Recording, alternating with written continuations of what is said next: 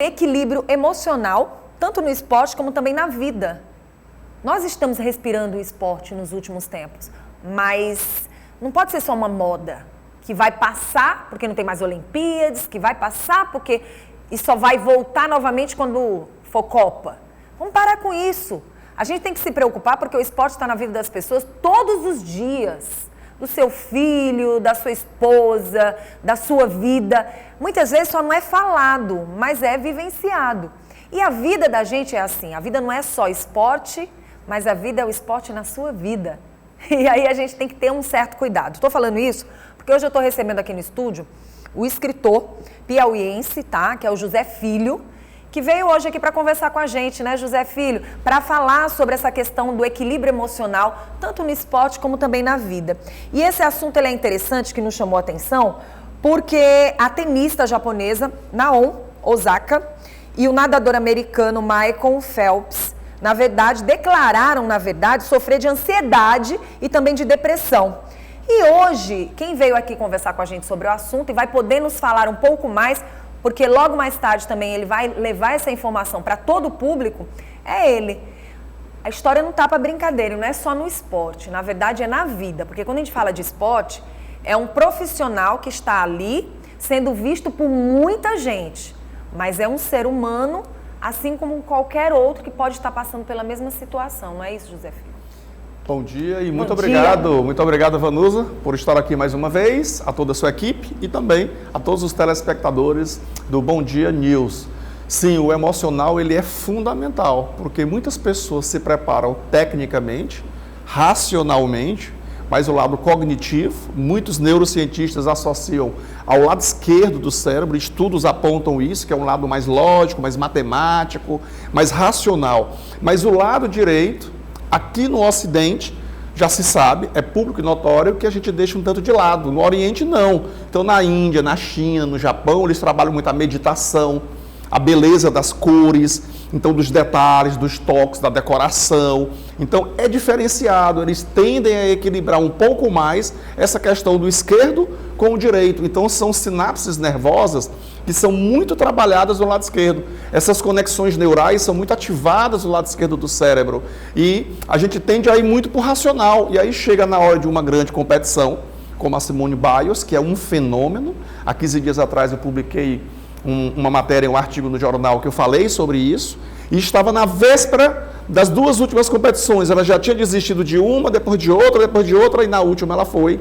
Mas a gente viu que ela teve a coragem, diante da imprensa internacional, de dizer que, abre aspas, eu preciso cuidar da minha saúde mental. Isso foi esplêndido. Foi perfeito. Aí ela disse, eu não tenho que dar conta de tudo para exatamente o que os outros querem de mim. É porque Fantástico. Menos dia, mais dia, esta situação ia ser grave, primeiro para ela, e para ela duas vezes. Porque ela ia ter ela se cobrando porque não parou, ela se cobrando porque fracassou, porque o não, a situação, ela não estava bem, ela provavelmente fazer algo que não era bom para ela, correria o risco de naquele momento fracassar para os olhos dos outros. E depois dessa situação ainda vinha a crítica dos outros, porque muitas vezes a gente vive do que as pessoas podem pensar ou falar da gente. E isso é muito grave, você tem que se preocupar sim, tentar seguir a linha que vá fazer bem para você e para as demais pessoas, porque nós precisamos disso aqui na Terra. Mas a gente tem que se preocupar principalmente com a nossa saúde. Se você não está saudável, você está fazendo mal para você e vai fazer mal para com os outros de alguma forma. Vai fazer mal em todos os sentidos, mas a sua preocupação tem que começar com você. Quando você falou agora há pouco da história do não, quando você coloca o não na mente, automaticamente você já está preparado para um erro. Eu vou te contar uma história, José Filho, rápida, interessante que aconteceu já comigo no passado. Apresentadora de TV. Quando eu sabia que tinha que ir para a tela no início e que algo era novo e que eu tinha que experimentar esse novo, automaticamente a minha mente dizia que eu iria errar. O boicote. Né? E automaticamente, quando eu ia falar uma palavra X, Eu imaginava que eu ia errar naquela palavra. E, de fato, eu errei naquela palavra, mesmo não querendo errar. Não querendo errar. Não querendo errar, aí entra a tua história. Sim. Que você falou que o não nos coloca ao ponto de realmente errar, de realmente fracassar, de realmente dizer, você não é capaz. É isso? É um boicote, então? É um boicote do inconsciente que Freud estudou tão brilhantemente e trouxe à tona para o mundo todo. E ainda hoje, 100 anos depois de Freud, a gente ainda estuda o inconsciente. E, Vanusa, aí eu faço uma autocrítica, né? Eu vou entrar na crítica porque eu sou, modéstia à parte, um professor, um educador. Claro. Então eu comecei aos 13, eu tenho 49, quase 50 anos, então eu estou há 33 anos, quase 36 anos, na verdade, em sala de aula. E quais são as chamadas boas escolas? Tem laboratório de informática. Beleza. Uau, tem laboratório de matemática, tem laboratório de química, de física. Tem alguma coisa do psicológico? Tem algum laboratório, por exemplo, prática de yoga, de meditação, de autoanálise? Não tem. Então o que é que a gente está focando? Lado esquerdo do cérebro. Lado esquerdo do cérebro, números. Você tem que fazer, 80 pontos, 90 pontos de 100. Sim. E as questões do emocional? Se discute os problemas familiares, os vícios do celular, os vícios do WhatsApp, o namorado que terminou, e etc. Não. E aí, pelo menos, espera, vem na televisão o filho de uma cantora que cometeu um suicídio. Então, o suicídio só é discutido quando surge dentro da sua casa? Ou não, né? Entende? Ou não, porque muitas vezes isso. você não, você não pode falar isso, porque senão vai trazer... Não, e ela foi corajosa, né? Demais. A cantora, ela veio à tona, assumiu a dor, o choro, mas aquilo alertou muita gente. Porque muitas mães e muitos pais voltaram, meu filho, vem cá, vamos conversar. Esse caso dessa atleta japonesa também agora, né, e desse americano, foi depois do caso da Simone. Significa dizer, quantas pessoas estão guardando isso dentro de si? E é como as pessoas dizem, às vezes você guarda uma coisa dentro de você que para você chegar onde você chegou, foi muitos anos atrás que você já vinha trazendo isso como raiz.